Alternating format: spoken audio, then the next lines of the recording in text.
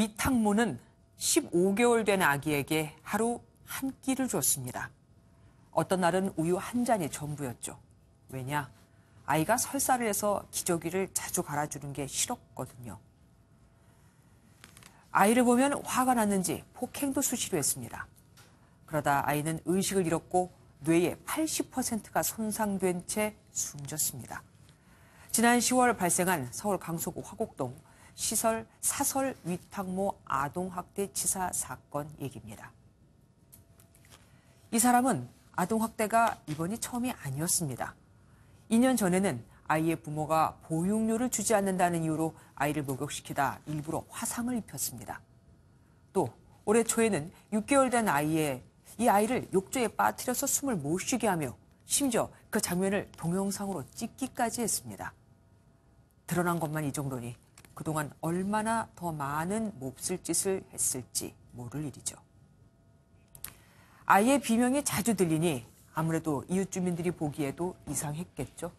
그래서 의심 신고를 한 것만도 5번이나 됩니다. 하지만 이 위탁모는 단 한 번도 입건되질 않았습니다. 경찰이 실수로 목욕하다가 되었다는 이 위탁모 말만 듣고 사건을 무혐의로 종결했거든요.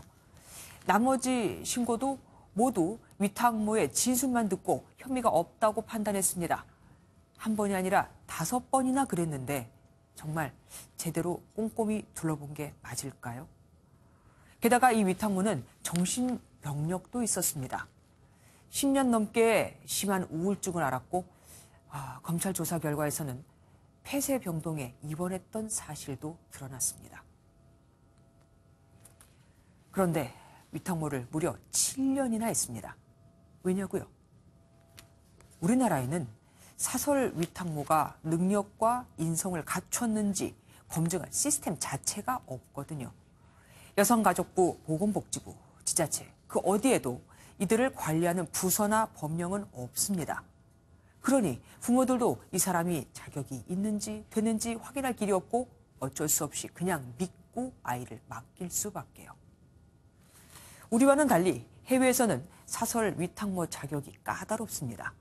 미국의 경우 반드시 범죄 경력이 있는가 확인을 하고 영국에서는 범죄 경력 조회는 물론 응급조치를 할 수 있는지도 다 확인을 합니다. 상황이 여의치 못해 아이를 남한테 맡겨야 하는 부모는 여전히 많습니다. 뻔한, 실제 도움도 안 되는 탁상머리 행정으로 끝낼 게 아니라 이런 분들이 믿고 안전하게 아이를 맡길 수 있도록 기본 제도와 시스템부터 마련을 해줘야 합니다. 학대라는 단어는 천사 같은 우리 아이들에게 어울리지도 더 이상 따라 붙어서도 안 되는 말이니까요. 뉴초점이었습니다.